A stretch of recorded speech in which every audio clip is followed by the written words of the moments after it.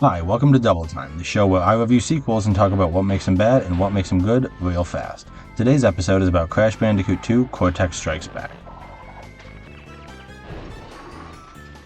Crash Bandicoot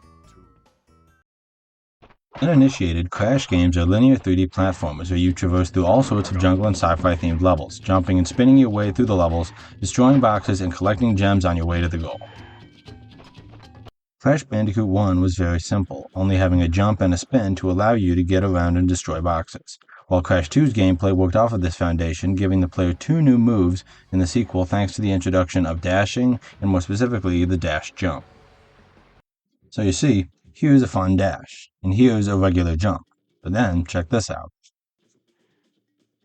With this, movement opened up a lot more and became a lot more fun, literally letting you reach new places and encouraging the player to jump higher than they had ever been able to before. This added a whole new level of vertical depth to the game, as the player was now not bound to just one jump that could only take you so high. Now the player had the choice between a higher jump and a regular jump, putting more control into the player's hands, thus making the game more fun to play. While the movement options are generally the more fun additions, Crash was also given a belly flop that allows players to destroy the new reinforced crates, which can't be broken with a regular jump, unlike every box in the original game. Now, the player has to think about which move to use when destroying certain boxes, something that can lead to some really stressful scenarios during a chase level. But before we go all in on level structure, let's rewind back to the plot of these games real quick.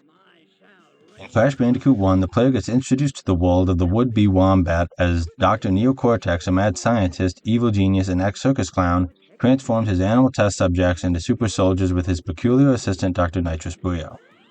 After the experiment with a male Bandicoot goes wrong, Crash is created, and thanks to his new, excitable, and insane attitude, flings himself out of a window and escapes the evil doctor.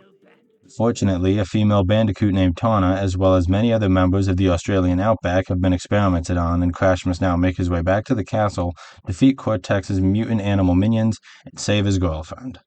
All in all, a pretty by-the-book story. We have our unlikely hero, his girlfriend, and an evil scientist. How fun is that? Great, but relatively simple, serving as a good foundation for the rest of the games. And off of this foundation, Crash 2 builds a great sequel story, with the plot picking up right where Crash 1's boss fight ended, which is right after you knock Cortex right off of his hoverboard here. Cortex falls into a cave and discovers Crystals. And after this comes the complete gaslighting of a game's audience by denying Tawna's entire existence with the introduction of her replacement, Coco Bandicoot, and Crash's sister. Admittedly, I prefer Coco.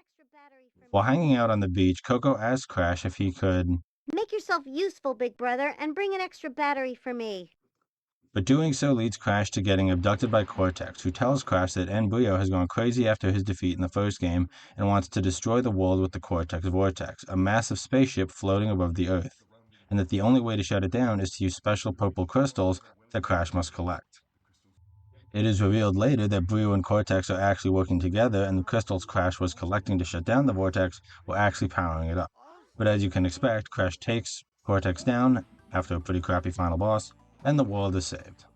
Despite what a mouthful it is, the plot in this game is actually pretty fun for just being a follow-up to the first game's relatively simple setup. As mentioned, the main point of the game is collecting the 25 purple crystals, with one located in each level of the main game, always being pretty hard to miss as these are a basic part of beating the game. So what does beating the game actually look like? Well, in Crash 1, you played a couple levels, fought a boss, beat a few more levels, and then fought another boss, and did that across 3 islands until you got to Cortex. Crash 2 is a very similar structure, but this time a little bit more consistent. There are 5 warp rooms, each with 5 levels and a boss fight. You get 5 crystals from a floor, the boss door opens, and you take them down to get to the next floor. Boss fights in both games really aren't much to write home about. Crash 2 definitely has some wackier fights, like the engine fight where you're able to throw Wumpers at them for some reason, and the final Cortex fight, which is a jetpack race that almost nobody enjoys.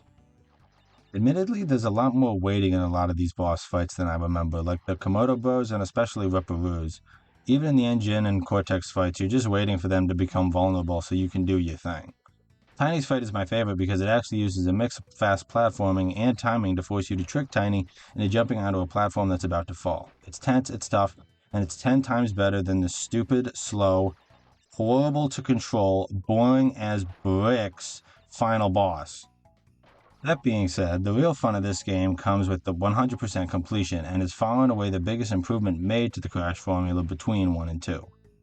See, in Crash 1, 100% completion was a chore, with you needing to play through every level without dying to get the white and color gems, with color gems often being necessary to complete levels with white gems. Crash 1 also featured 2 secret levels obtained by beating very difficult Cortex bonus stages, found within the main levels. Although I will admit that 100% completion of Crash 1 actually lets you do something pretty fun and escape with Tawna right before you get to the final boss, which I think is actually a pretty fun reward for completing the game, as Cortex's fight isn't really anything to write home about, and the ending is just as, if not more satisfying than the normal game's ending. That being said, Crash 2's 100% completion is just so much more fun, due in large part to the no-death requirement for individual level completion getting relegated to specific no-death bonus areas where you must reach a certain part in a level without dying. On top of that, clear gems were made much easier to obtain, with the player now only having to break every box during a single playthrough, and not a single life. Arguably, what really made completion so much better in Crash 2 as opposed to Crash 1 was the noticeable evolution in level and game design. New enemies, new platforms, new panels, new challenges, secret exits, secret entrances, 2 secret levels, just like in Crash 1, but these were found through secret exits, not super hard bonus areas, which I still kinda think were a fun concept.